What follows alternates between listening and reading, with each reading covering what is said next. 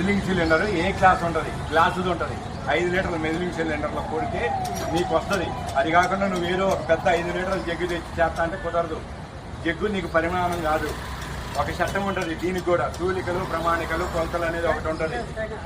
ఆ జగ్గు కాదు నీ లెక్క. 5 లీటర్ల మెదిలింగ్ సిలిండర్ తీసుకురా. నేను నువ్వు చెక్ చేసి నాకు, నువ్వు అది తెచ్చి చెక్ చేసి నాకు చూపి నేను పోతా. ఎందుకంటే నువ్వు కొట్టిన పెట్రోల్ నువ్వే కదా కొట్టింది, నేనే కొట్టించుకుని. మరి నాకు తెలుసుగా నా బండి. మీ సార్ ఏమంటాడు, 10 లీటర్ల ఎక్స్ట్రా అయితే పట్టింది ఈ ట్యాంకులో. HP petrol బంక్లో వచ్చాండి. నా కారు ఫ్యూయల్ కెపాసిటీ వచ్చేసి 27 లీటర్స్. ఆల్రెడీ రిజర్వ్లో పడంలోనే వచ్చాను.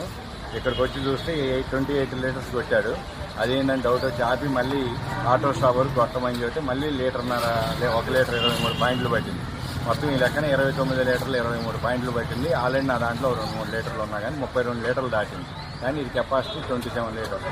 అదేంటని అడిగితే పోలీస్ స్టేషన్లో కేసు పెట్టుకోండి అని చెబుతున్నారు. వీళ్ళ దగ్గర కొలవడానికి మెదిలింగ్ సిలిండర్ లేదు ఏ క్లాస్ది. ఒక ఏదో 5 లీటర్స్ జార్ ఉంది, ఆ జార్ తీస్తామంటారు. ఆ జార్ కాదండి, అది క్యాలిబ్రేటెడ్ కాదు. మెదిలింగ్ సిలిండర్ తీసుకురామంటే మేము తీసుకురాము, మీకు యాక్ట్ అయింది లేదా మీకు మెకానిక్ కాడికి పోయి మీ బండిలోనే ప్రాబ్లం ఉంది, పోయి చెక్ చేయించుకొని రండి అన్నట్టు మాట్లాడుతున్నారు. అది కాదు ఇది కాదంటే పోలీస్ స్టేషన్కి పోండి అంటారు. కానీ మేనేజర్ని పిలిచి ఆయన ఇంతవరకు రాలేదు. ఎండిఎం మా బంకులో ఏం జరగలేదు, మీరే అబద్ధం ఆడుతారు, మీకు నచ్చిన కింద చేసుకోపోండి అని ఆయన చెప్పి ఫోన్ పెట్టేసింది. ఇది జరిగిందండి. ఈ బంక్ వచ్చేసి HP petrol bunk height Nagar Raghavendra hotel దగ్గర ఉంటుంది. Radio station opposite bunk.